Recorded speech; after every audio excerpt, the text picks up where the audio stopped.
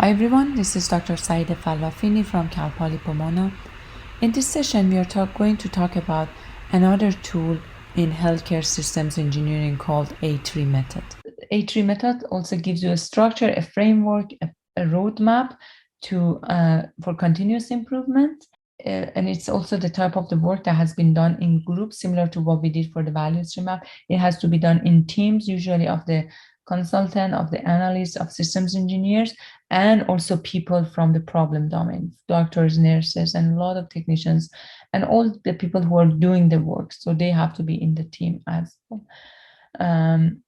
And usually the advantage of bringing people from the organization into the team is that you are involving them in doing the problem, in your problem solving, and that motivates them to implement the solution that you provide, because that solution has been designed by their involvement. It's not something that has been designed and does not incorporate or take into account their needs. So it's a solution that has been designed by their staff, so it will be implemented for sure. It's based on the usually plan, do, check, act. So see what's the problem, plan to do some changes, perform the changes, check to see if everything that is happening is good or not. If it's not good, then act upon it and move on. And why this method is called A3 method, we are going to learn the steps in a little bit. Why we call it an A3 method? Because it's actually it's a method in which they say in one piece of paper of the size of A3, 11 inch by 17 inch, write all these 6 steps of the A3 method. So that's why it's called A3 method. So it asks you to go through 6 steps, write write answers to them in this one piece of paper, piece of sheet, and that's called A3 method. Now, what are those steps? First, identify the problem. And when we want to identify the problem, make sure always you want to identify what is happening, not why it's happening or how it's happening. What is the problem? The waiting time in emergency room is long. Not waiting time in emergency is wrong because we don't have enough nurses and we don't have enough doctors and blah, blah. So we don't want to talk anything about the why part because we don't know that yet, but certainly. So what is the problem? Conduct some research to understand the current state, current situation, current state of the system. Very similar to what value stream map method strategy recommended. That's understand the background of the system. Observe the current flow, document it using value stream map, using process map, document what is going on in the system. And it's also important if you can somehow quantify the problem. For example, if it's about the waiting time, I would also try to collect some data or look at some historical data that may exist and say that, okay, the waiting time, average waiting time in the emergency department is this value, the minimum is this much, the maximum is this much. Or if I have the historical data, I would say in the past 10 years, average waiting time in the emergency room has gone from, I don't know, 50 minutes to 2 hours, things like that. Trying to quantify the problem, actually, it helps a lot to understand the extent of the problem. If you can even show it with some graphs and charts, that would be even better.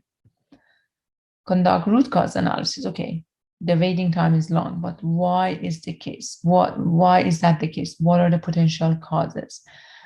Usually there is a technique, they call it 5 whys, that you say, okay, and that you ask the question why. So I tell you, the waiting time in the emergency room is long. Why?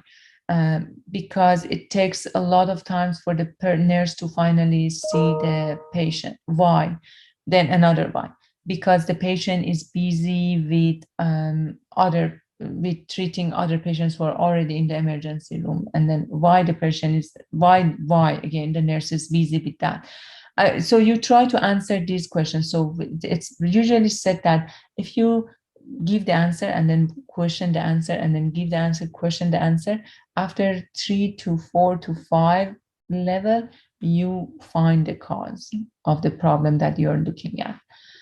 But anyway, this is all, use any technique that you have, all the skills that you have to find out the cause of the issue that is observed, the problem that is observed. then devise some countermeasures to address the root cause. So what do we mean by countermeasures? Usually the changes that we can make the issue to be less, to make the problem to disappear, to improve the process. That's what we call with the countermeasures. So countermeasures are the changes that we can make to improve the process. Okay, so if you know what is the problem, if you have done your analysis, if you have done your root cause analysis, you know the causes of the problem. In countermeasures, you try to come up with some ideas to address those causes, to get rid of those causes, and potentially improve the process. And you can actually even do some analysis that if we make some changes, or even make those changes and collect some trial data, that okay, if we make these changes, what do I expect? How much improvement I expect? What if I implement this change and collect data for 10 patients and so forth? So we try to do that in these steps. And then after we look at those countermeasures and we see that they actually can improve the process, then that's when we design when we develop the target state, and we say, okay, in the target state, these are the changes that we want to make. Using all these countermeasures, we can say, okay, these are the changes that we want to make, and this is what we expect to see. I want to drop one of the work that is done with one of the nurses. I want to add 2 more nurses. Then I want to add this and that. And at the end, I expect the average time waiting in the emergency room to go down to 45 minutes, for example. So that would be the design of the future state. And then finally, we want to do the implementation. And during the implementation, we need to specify what are the changes that need to be done, when those changes need to be done, and who is going to implement those changes. Okay, and what is the outcome that we need to see, what is the improvement that we need to see, and preferably if we can also provide some estimation related to the costs associated with the implementation, that would be great as well. But as you can see, these 6 steps are not any different from those 5 steps that was recommended by value stream mapping. At the end of the day, the structure of all these lean methods, their framework is the same. Okay. And then, okay, now with these 6 steps, okay, you have that in mind. What I want us to do is to look at the case study. Okay, then the 7. The step 7 is to do the follow-up. Okay, and with the predicted outcome. So basically, we have done the 6 steps. We implement, and we let the system work, the new system work, and then we do a follow-up. We come back, we monitor, we collect some data again, and we make sure that everything goes well. If that's not the case, we don't see the change that we expected, then we go back and repeat everything again. So, okay, why we don't see the change that we expected to see? What are the causes of that? And then repeat that, so that plan, do, check, act loop is going to be repeated again. So, okay, so after these steps, what I want us to do is to look at a case study. I have 3-4 slides in which I'm explaining this case study. What I want you guys to do is to let's go through this case study together. I explain the problem here, okay? Then I give you guys some time, and then I want you guys to think about these 7 steps for this case study, answer those, or tell me what is your solution or what is your answer for those 7 steps. And then I call your names, I'll ask questions, and just tell me what is your thought given the problem statement that we have here. Okay, so look at the cases. Let's look at the case study. This is related to community medical center. In this community medical center, we have 2 types of patients: outpatients and inpatients. Outpatients are the ones that are coming from outside, they get visited, they get treated and leave. Inpatients are the ones that are already in the medical center and they're going to stay for a long period, for some period of time, a couple of days. They're going to stay overnight. So these patients are sent to the diagnostic departments. And when we say diagnostic departments, we mean operating rooms, radiology, nuclear medicine, cardiology, endoscopy, and emergency room. These are the diagnostic departments. So the patient comes in either inpatient or outpatient, and they want to go to these units. So what is the process? A patient comes to the hospital, they register, and they complete the procedure. And those are the outpatient. I already explained that. What is the outpatient and the inpatient? The ones that come, leave the same day. Inpatients are the ones that come and stay the same day. Okay. So that's the setup. The transportation department is responsible for providing transportation to people from the care unit that the unit of care that in which they are from the unit in which they receive the care to the diagnostic department. Okay, so we have a transportation department that is responsible for transporting people to the diagnostic department. The diagnostic departments the diagnostic departments complain that the patients that gets transported there do not arrive on time. They arrive with a long delay. And this is not good because then they don't get the treatment that they need at the right time. And that also increases the bottleneck in the diagnostic department. So that also increases the number of patients that are waiting actually in the diagnostic departments to get treated. So that makes the diagnostic department to be like a bottleneck because then a lot of patients are waiting there just because they don't get there on time. They get there by delay. So that also affects the speed of work at the diagnostic department. Okay, so that's the issue. So that's the one page that you have to see what is the problem. Okay. The transportation department is responsible for transporting people. The diagnostic department complains that the patients do not get to the diagnostic department on time. They get there by delay. Okay. So everyone thinks this is an issue related with transportation department. Everyone thinks the drivers are taking long break times. They are not fast in performing the service. So it's all the issue related to the transportation department. So the blame is on the transportation department. So let's say you and a group has been hired to help them to address this issue. So, and this is your team, a group of individuals representing the diagnostic department. So they get a group from the radiology, cardiology, and so forth. They get some of the nurses that are working in the primary care part, some of the people from the transportation department, and some people from quality risk management, and obviously the analyst who is you. So these are the people who are performing the team, who are basically shaping the team.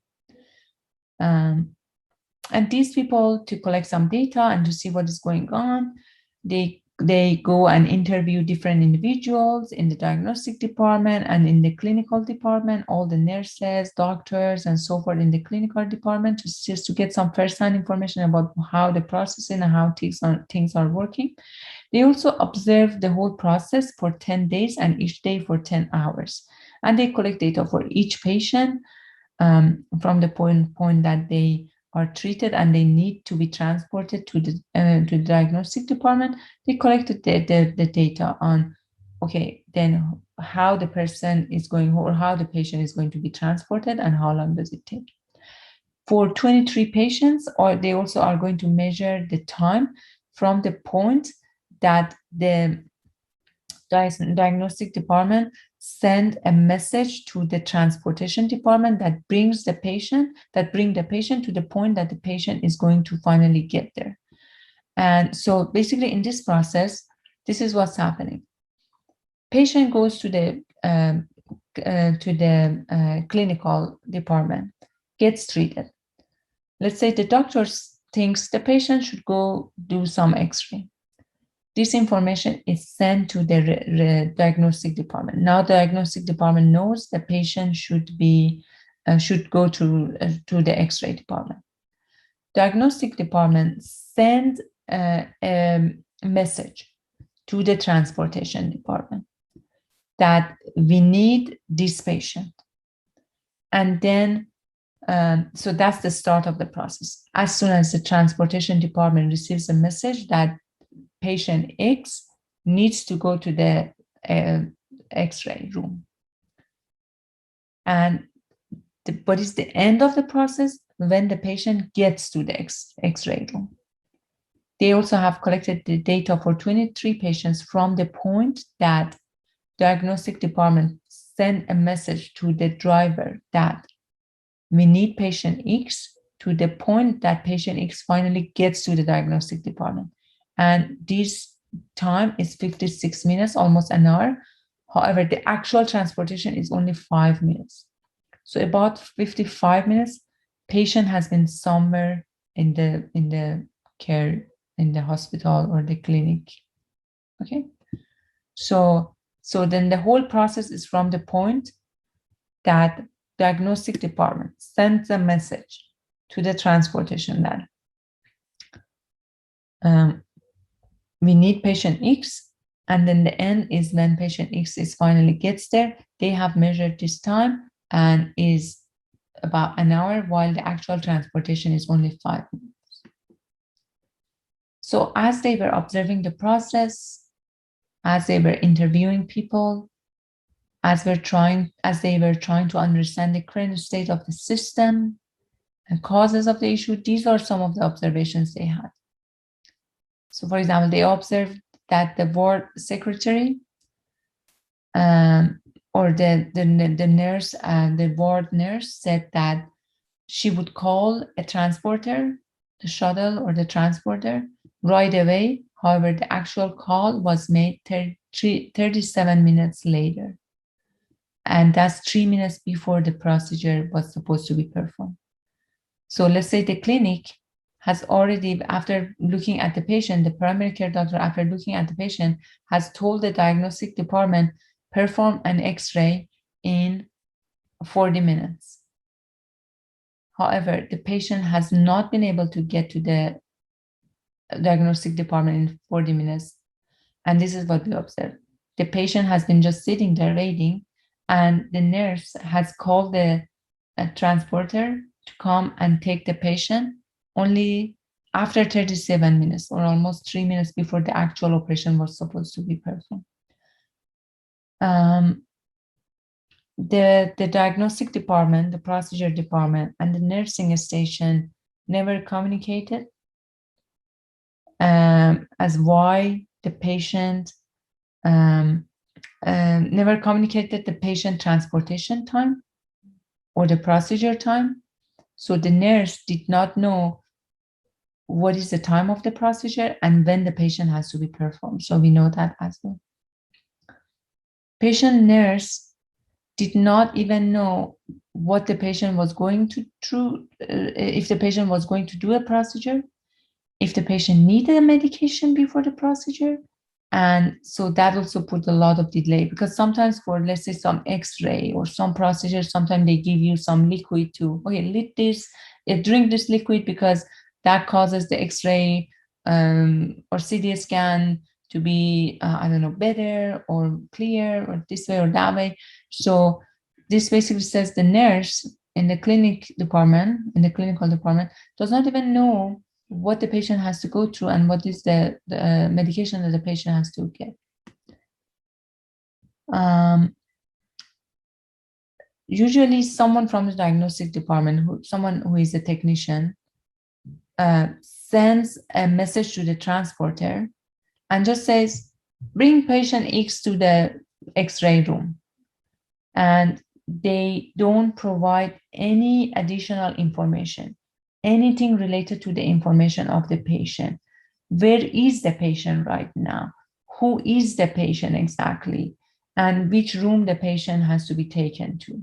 Okay.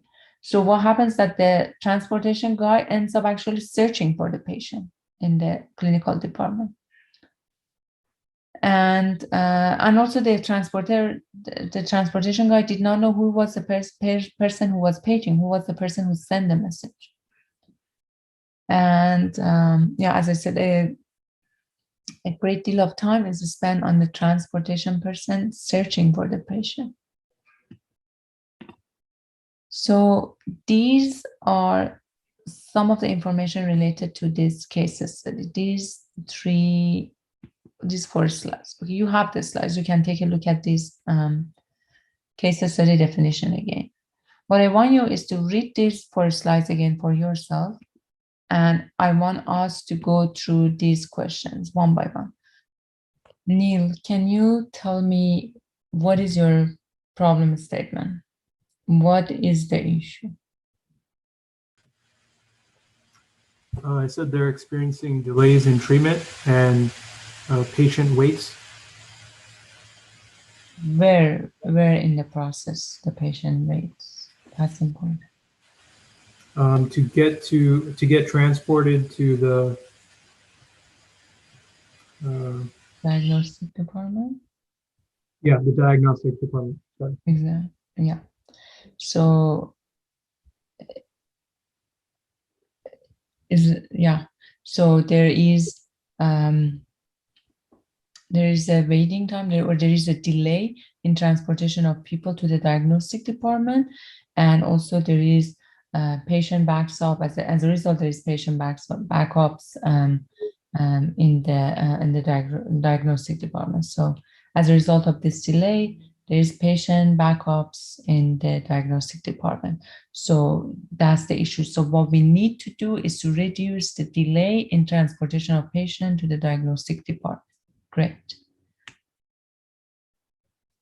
We need to conduct research, understand the current situation, and those are the things that I told you they have done. They have talked to the patient, to the people involved in the process, and to see what is going on and so forth. If I want to show the workflow of what is going on, I'm not sure if you guys have all the information, but Diana, do you want to give me your understanding of the workflow that exists here with this limited information that you guys have? From what I understand is that they have to call for the transport once they're going to need it, but they're taking too long. Your voice. Forward. Your voice. Sorry. Can you hear me? Yeah, I can hear you now. Yeah, I'm not sure if it's my internet, but yes, they call for the transportation for patients to be transported, but it seems like they're taking too long to place that request. So, okay, well, I want to know. It says that the secretary. Yeah. So I'll actually, I'm going to show this because I'm not sure if this problem description gave you guys enough information. So this is a little documentation process flow or something like that of what's going on. So the diagnostic department, the ones who is going to perform those lab and x-rays and things like that, they are the ones who are going to initiate. So they are the ones that who have received this through the health information system. They have received this thing from the doctor that this patient needs to get his or her x-ray done in 40 minutes. So they are the ones that are going to initiate, and they are the ones that are going to send a message to the transporter to bring this patient. This patient has to be here in 40 minutes. Okay, so they are the ones who initiate the whole thing.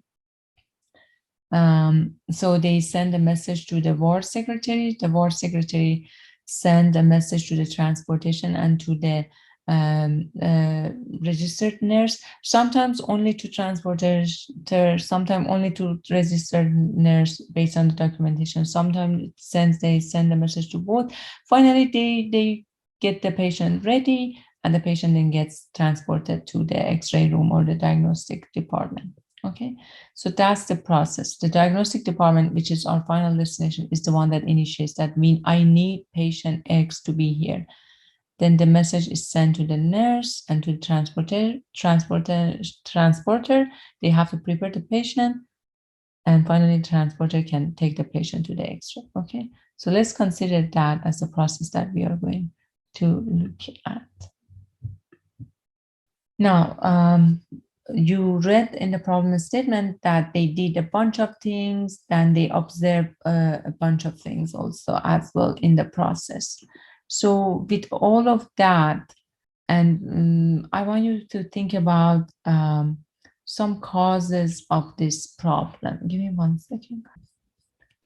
Garen, do you have a couple of causes that you came up with, or you could list given the discussion that we had? It seems like the main problem is communication and lack of documented data. Okay, okay. When you say that's good, but mention where and between who or between which department. Let me see. Well, pretty much in most of the cases, like. Try to be a little more specific, so to help them to understand.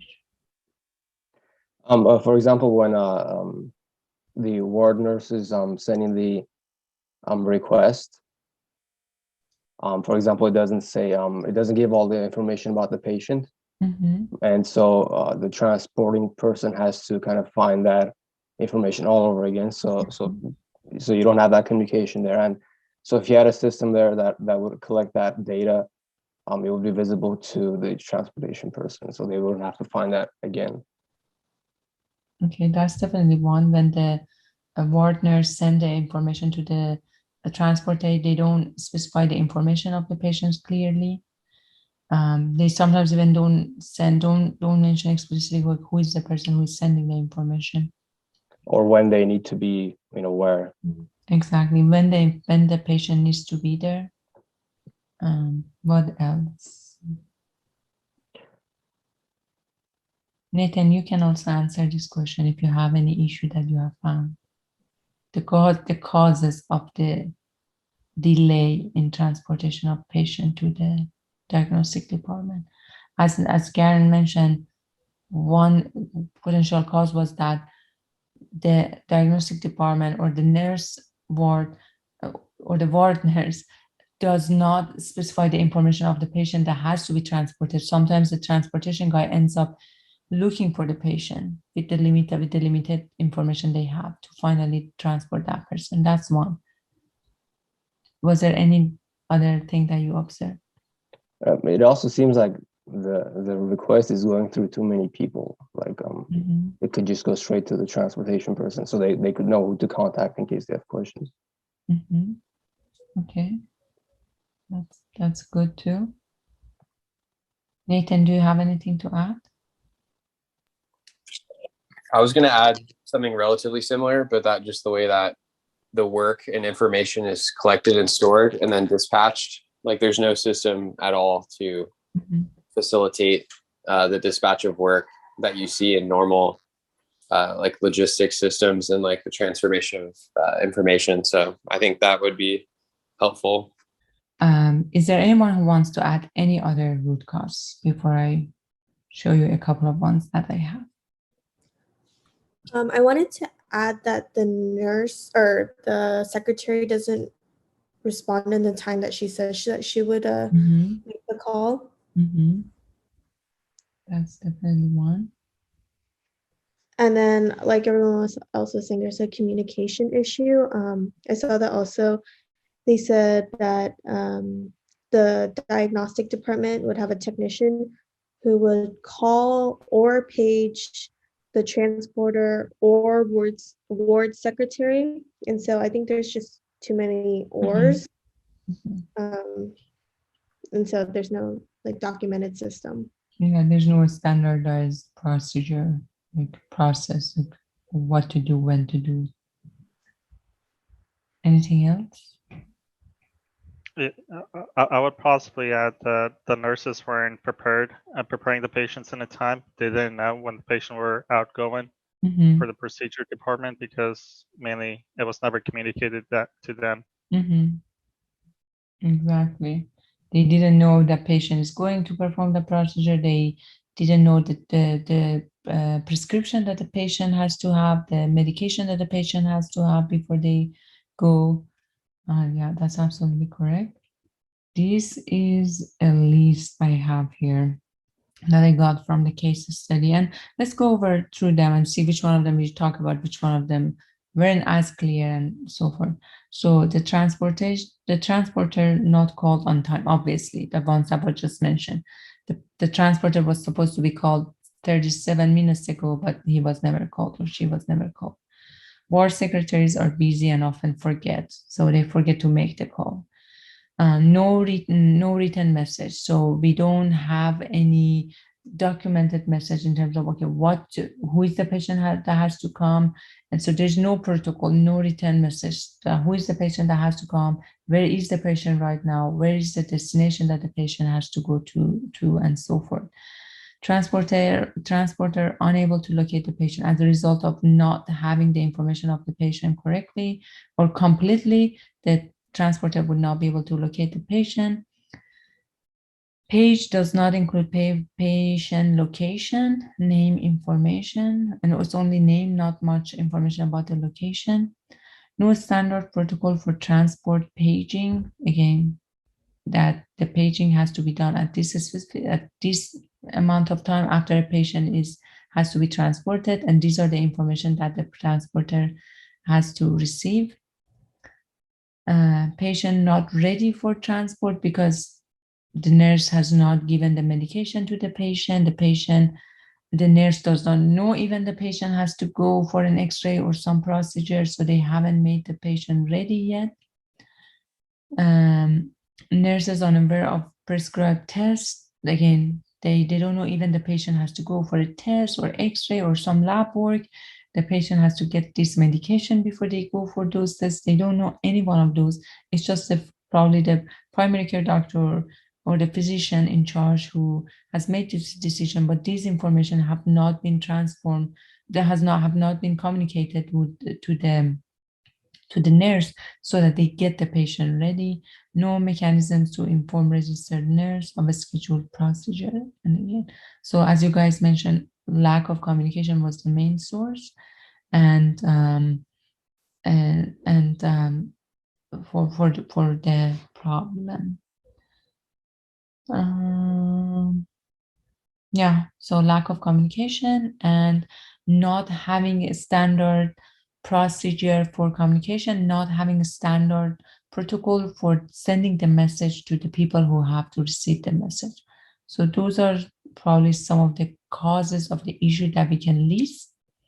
And it's important to list those correctly. And I mean, to list them as complete as possible, because in step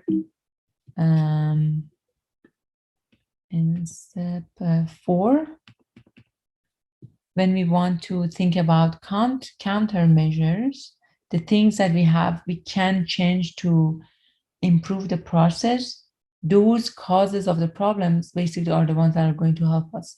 If those are the cause of the problems, and if we want to find things that we can change or to make the process better, we can get rid of those causes, we can change those. So that's going to help us. So with everything that we talk about, can you propose some countermeasures, the things that we can potentially change or improve to improve the process?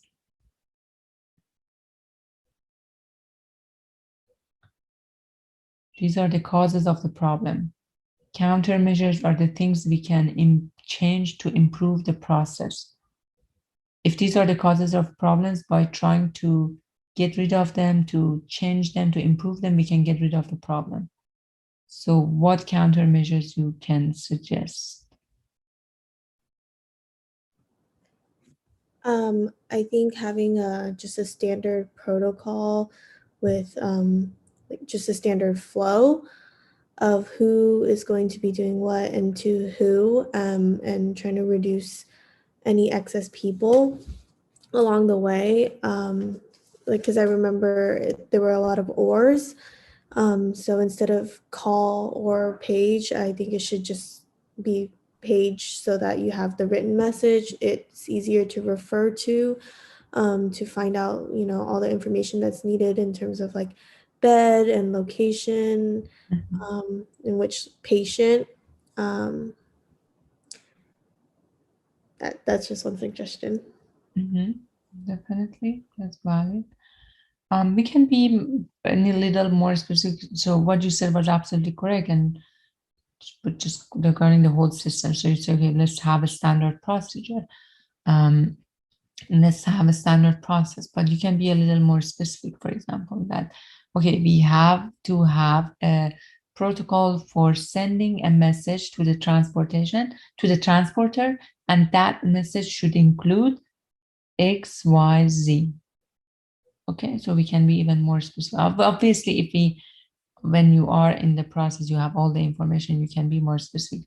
But I'm just saying that when we think of countermeasures, we want to be really specific and detailed about what are the things that we are going to change and how we are going to change them. These would be some examples of the countermeasures that recommended in this case study. We need to have a new protocol when the diagnostic department pages the charge registered nurse and the transporter at the same time. So here the ward nurse is being eliminated as that intermediate person who has to make the call, because sometimes, if you remember, as you said, sometimes they just call the transporter, sometimes the nurse. So as Vicky mentioned, it was a lot of and or. So we can remove the ward nurse from the process or ward secretary from the process. So the diagnosis department makes the send the message or page the charge nurse who is in charge of the preparation of the patient and the transporter at the same time, so that both of them get a heads up that this patient has to go to the diagnostic department. That's one. Specified information content of the page, that protocol. So when you send the page, what do you want to be on that page? Not just bring patient X to the X-ray room. So what information do we need in terms of the obviously name of the patient, the location of the patient, the conditions of the patient, and so forth. So all of those should be there as well. And then when we want to prepare the patient to be transported, that involves the registered nurse and the transporter. So both of them have to help with the preparation of the patient. So these are, for example, some of the countermeasures that we can propose, that we think by making these changes, we can improve the process. So that would be the countermeasures. And then we think of the target system. So for the target system, we can have that process flow. Remember, I showed you those schematic representation of the current flow. We can have the modified version. So this is the modified version, that the diagnostic department send the information directly to the transporter and to the charge nurse, and the charge nurse, along with the technician that exists, that is working, all of them work on preparation of the patient, and finally the patient is transported to the X-ray. And we also have a protocol for sending the information and to these people. And if we go through this process, we should be able to send the patient to where they need to go in less than 30 minutes. So just some modification compared to the process we had in terms of removing the ward nurse from the process, and obviously developing that protocol, standard protocol for the message. And so these are some of the countermeasures that we thought initially can improve the process. So we designed a new process given these countermeasures that we have. And then at the next is the implementation plan. Okay, who is going to do what and when, and what are the changes we have to make. what do we expect to see in terms of reducing the transportation time? Because initially, if you remember, the transportation time was 56 minutes.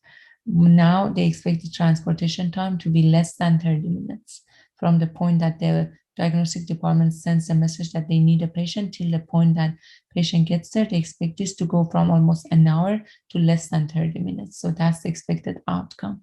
And if there is any cost, and also if there is any cost saving, if there is some person that is removed from the process, that's a saved resource. That's a resource that is not going to be used anymore. So those have to be mentioned as well as the cost saving opportunities.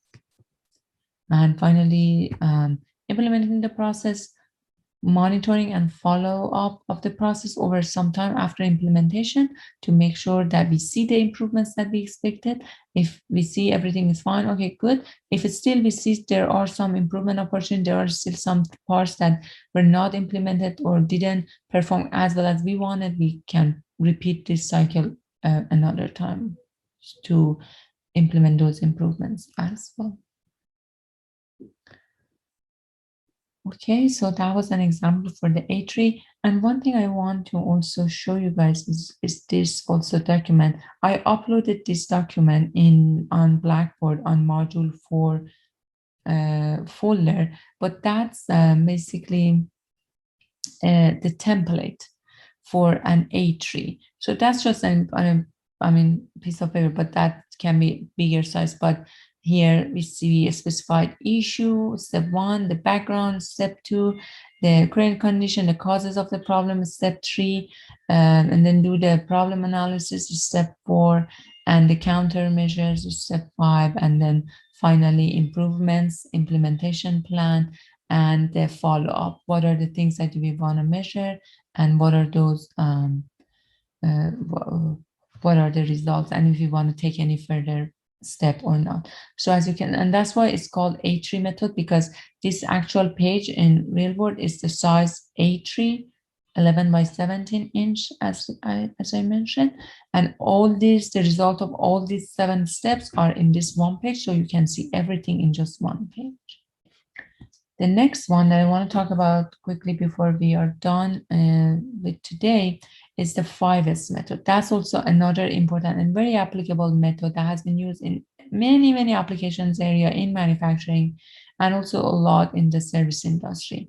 And again, that's one of the methods in the lean mindset, lean strategy, lean practices. And that's the name of this method comes from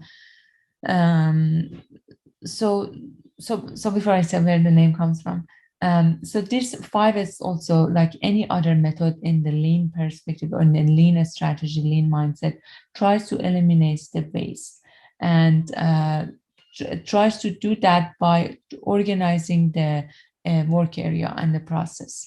And then the name of this method actually comes from the fact that this method, it's one of the lean methods that was developed by Toyota Manufacturing Company, and at the time the name for this comes from 5 words, and they start with S in both Japanese and the English version, and they are the ones that actually we try to eliminate. So there, and I'll show you in a little bit what are these 5 things that we try to eliminate, or we try to implement actually. So let me correct. So the name comes from the name represents 5 actions or 5 words that starts with the letter S in Japanese and English, and those are 5 actions that we try to implement. And these are the ones: sort, so remove any unnecessary or unwanted material from the workplace. So this 5S usually is done for the workplace around you. That's usually done, and it helps you to organize the workplace. And the idea is that if the workplace is organized and clean and neat, so you will do a lot better job in the work. So the first one is sort, remove the unnecessary or unwanted material from the workplace. The other one is systematic arrangement, So put everything in the order that you need so that they can be easily accessed. So if you have some tools that you're using, but there are some of them that are used more than the others, put those ones closer to yourself as opposed to the other ones that may not be used as often. Make sure that the workplace is clean and safe to be used. And then the standardize, and make sure to implement some best practices as you try to organize the work environment.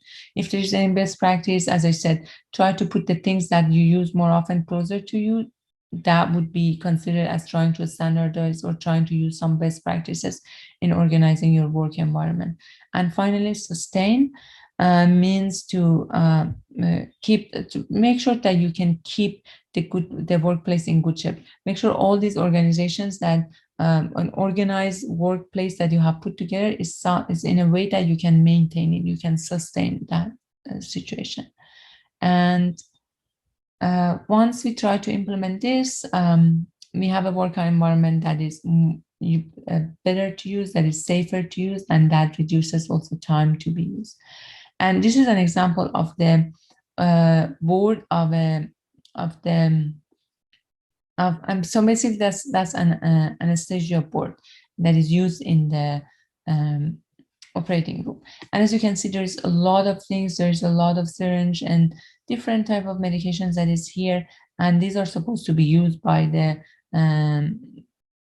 doctor to perform the anesthetic operation. And this is the board after performing the 5S that make sure to sort everything, to remove the parts that are not needed. So there's a lot of things here that are not needed. Make sure to remove those. Make sure to put parts in a systematic way. So if there are some syringes that you use more often than others, make sure to put yours closer to yourself as opposed to the other ones. Make sure that it's clean and it's standardized here. So right now you see the information related to each one of these syringe is put on the board. So that also helps to make sure the chances of making mistakes is less, as almost zero. And finally, as I said, everything is clean and nice to be used. And by doing these organizations, we reduce the chances of errors to zero. When we talk about the waste, Muda type of waste had defects as one of the waste. One of the type of waste that we saw under the category of Muda was defects. And defects in healthcare system are all those medical errors that happen. So when we can organize the board of the doctors in an operating room and to a really nice, clean, organized board, that reduces the chance of errors significantly, and that obviously reduces those defects or those sources of waste. So that's another lean method that can be used in the healthcare system significantly, especially in the operating rooms.